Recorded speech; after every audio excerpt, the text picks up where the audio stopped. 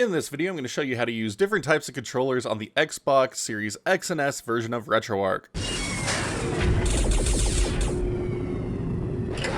So a lot of you out there have been asking me how to use different types of controllers on the Xbox Series X and S version of Retroarch, and the short answer is you really can't without a converter unit because the Xbox only registers Xbox controllers. It's not a PC, so you can't use dedicated PC controllers like you would on the PC version of Retroarch. But numerous converters do exist out there, and today I have picked up the Wingman XB from Brook to show you this process. So the BrookAdapter makes everything pretty simple. You just plug it into your Xbox, and then you can plug things in through USB, or you can pair PS3, PS4, DualSense controllers up to it wirelessly, and use those on your Xbox as well. But in this video in particular, we're going to be focusing on three different controllers: the Retrofighter's Defender, using its USB receiver, the Retrobit Wireless Tribute 64, and Retrobit Wireless Sega Saturn controller. So let's go ahead and dive in. Alright, so to get started, I got my Brook Wingman adapter here. So Wingman XB first edition, they are coming out with a second edition, should be relatively the same process. And then I've got my Retrofighter's Defender USB receiver here. I'm just gonna plug them in together there, so yay. And now I'm just gonna plug this into my Xbox Series S. Alright, and the receiver has turned on, so I can begin pairing up my controller. So there we go. Paired that one up. Already had it paired to this receiver, so it just connected right up and is ready to go. And now I can navigate my Xbox completely with this controller. There we go. So now this one is pretty straightforward. You just plug it in, and it's already mapped how you would want it to be for PlayStation games. So I can just load into Retroarch and load up a PS1 game. Alright, so here in Ace Combat 2, we get a nice controller schematic here showing us how everything is working correctly. So there we go, all of our buttons and triggers are working as expected. And then if we wanted to change our controller over to DualShock in Beetle PSX, just go into our quick menu. Oh, no, that was quick content. Crap, forgot I have a new hotkey now. Go me. But anyway, if I go into my Retroarch quick menu, and I head down to controls, Port 1 controls, device type, PlayStation controller. I could change this over to a DualShock. And now we can see that my thumbsticks are also working as intended. So there we go, PlayStation 1 games running on the Xbox Series X with a PlayStation 1 style controller.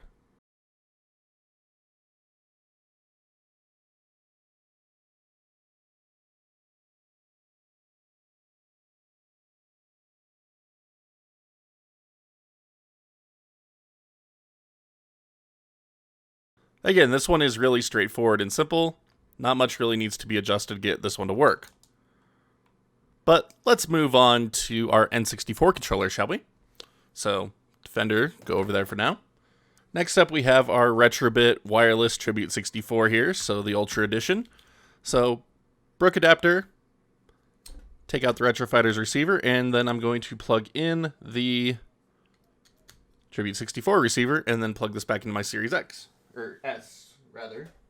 And there we go. So I already had this one paired to that receiver as well, so it pairs right up, and I'm able to navigate the menu with it.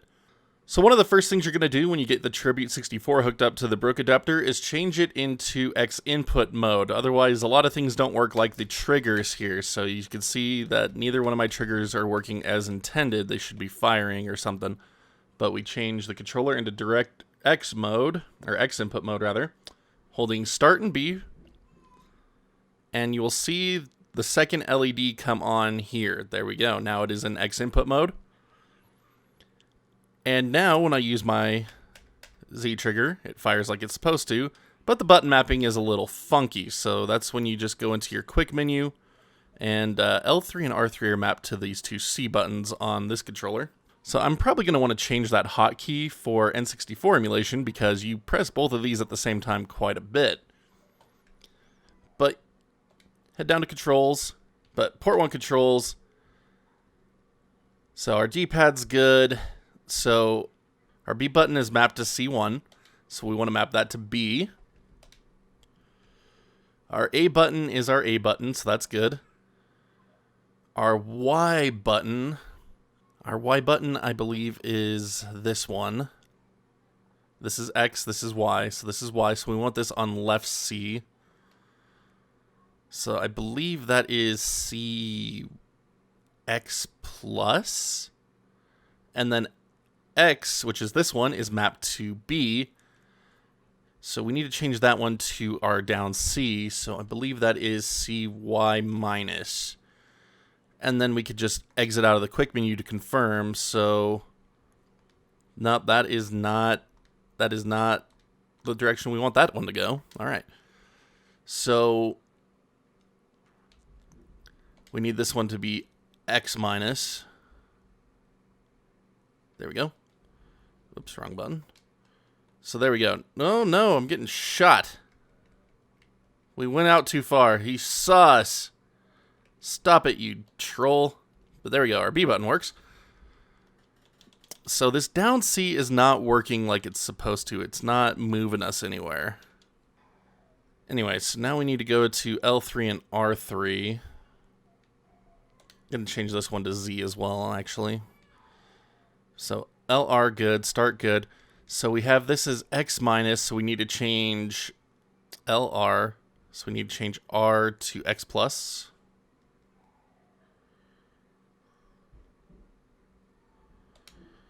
So C button's X plus, that ought to do that.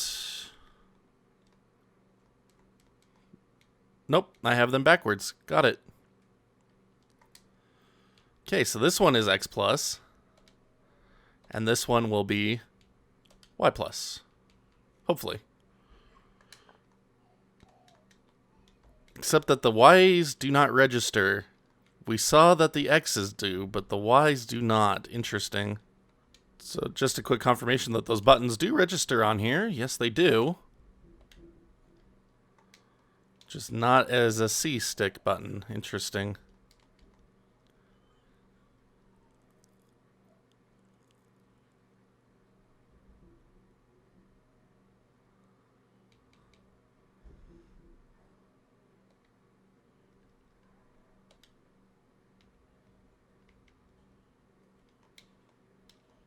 There we go. That was why. There was an extra mapping set that was broken. Okay, so both of these are set to down now. I messed that up, so now we can fix it. We figured out what the problem was. There was just a conflict of interest in those C buttons. So this is down C. Or this was B. So we want that on Y plus. So we want to change the other one to Y minus.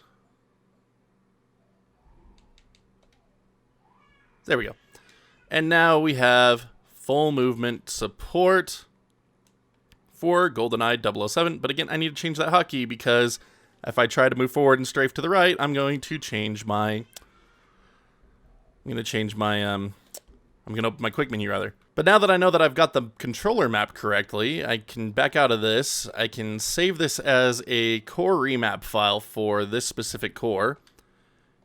And then I can back out to the main menu, input,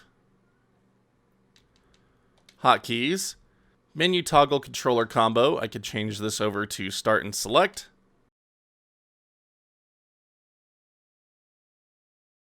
Then back in the quick menu, I could go in, overrides, and save core overrides. That way when I play N64 games, my start and select are to open the quick menu instead of my thumbsticks.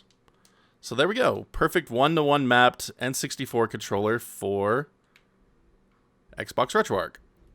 But yep, pretty cool stuff. And if you want to, you could also go back into the quick menu and change the dead zone on the controller to around 0% to get an even more authentic experience to how this controller handles Unreal N64 hardware.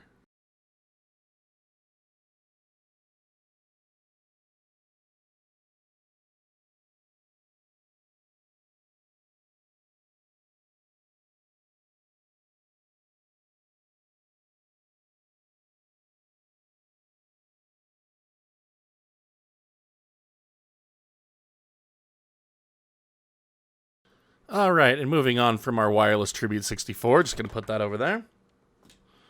We now have the Retrobit wireless Sega Saturn 2.4 GHz controller.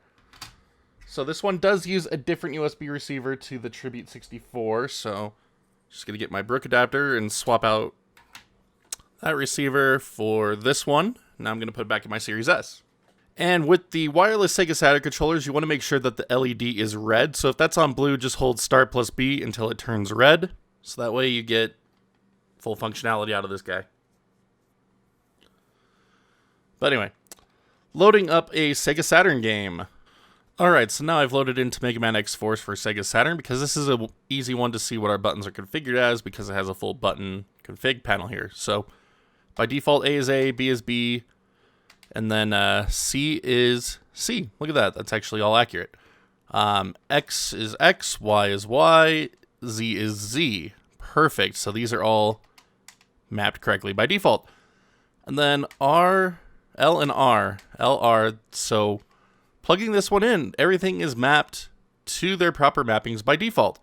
Except for one thing I've noticed. There is no start button by default. The start button, the select button is mapped to L. That's interesting. And then the home button doesn't do anything either, regardless of input mode. So start, home, and then select is L for whatever reason. But anyway, I'm just going to map this how I like it. So we'll do that. Weapon select R, L, and then exit. So to get start button and home menu functionality with the BrookAdapter is actually really interesting. You have to hold the start button, and then Z is your home button, and A is your start button. Or C, rather. So start plus C is start, and then start plus Z is your home button. So it's kind of an interesting mix-up with this controller, but I mean, we get proper one-to-one button mapping for Saturn games, so that's really all that's important. We don't have to go in and manually remap anything. So it kind of works out okay-ish, just not the best with this start plus C nonsense. But then just a quick gameplay demonstration here. Saturn version of Mega Man X4, Xbox Series S, BrookAdapter, Retrobit 2.4 GHz Sega Saturn controller.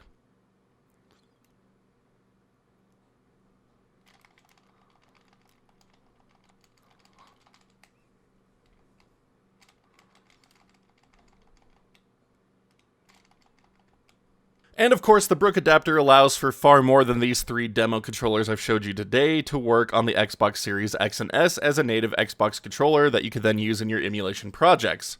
If you want to use DualShock 3s, DualShock 2, DualShock 4, DualSense, Switch Pro controllers, 8-bit DOS stuff, like so many different types of controllers work with this adapter that you can then use on your Xbox emulation projects. And you could use these controllers beyond Retroarch. You can use them in Aether SX2, XBSX2, Flycast. Like, the choices are pretty limitless here. But I'll have links to these adapters down in the description below for you to check out if you want to add in an extra bit of authentic touch to your Xbox emulation projects. But thank you so much for watching. As always, I hope you have found this informative, and for anyone out there looking to do this type of project, I hope it has helped you get started. But now here at the end, I do have a couple of favors to ask. If you haven't done so already, please be sure to hit that like, dislike button, depending on how much you like today's video, as well as that sub button and notification bell so you can see when new videos go live on the channel. I have loads of content coming your way, and I'd love to have each and every one of you along for the ride. For anyone interested in further helping support the channel, you can check out that join button here on YouTube or the Patreon link in the bottom right hand corner of the screen. A little goes such a long way to helping us keep this place going and bringing this content to you. Big shout out to all of our current backers. Thank you so much for believing in what we do here and being our champions. You really help us keep this place going, and I can never thank you enough for that. But until next time, my wonderful internet peeps, you all stay awesome, keep on gaming, and we'll see you back next video.